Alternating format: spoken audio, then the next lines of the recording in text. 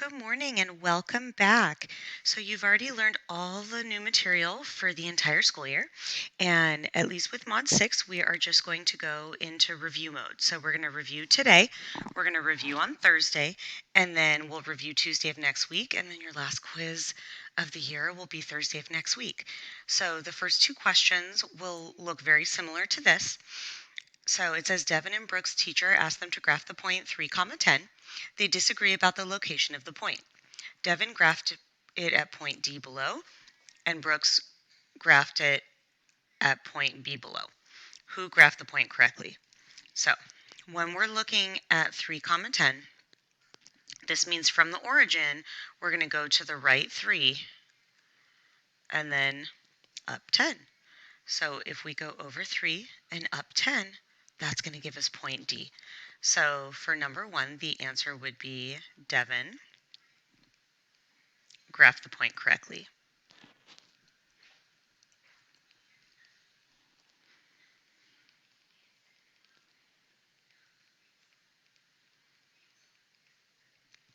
Okay, so on the quiz, we'll give you the same situation, and then it'll be multiple choice. It'll either say Devin or Brooke, or whatever the two names are.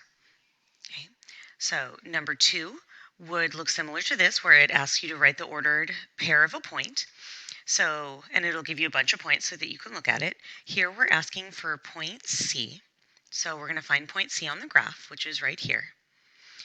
So if we're looking at it, we have over 11, and then we go up 3. So the answer would be 11, 3. That one you are going to have to type in. I'm not going to take points off if you don't have the parentheses, but the parentheses do make it more correct. Ordered pairs always have parentheses around them.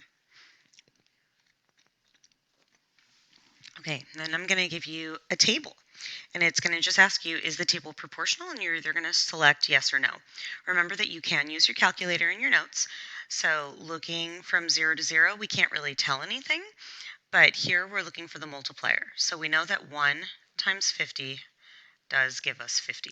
So what we're checking is this going to be the same the whole way through?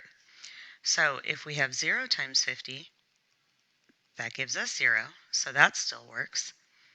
We have 2 times 50, and we're going to check to see if that equals 100, which it does.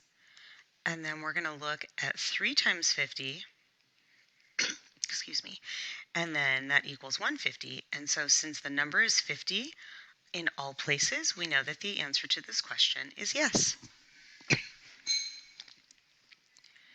Okay, so looking at number 4, it says using the story from number 3, does the graph match the information in the table? So what we're looking for, and I'm going to write the coordinates down here just so that we don't have to go up and down. We had 150, we had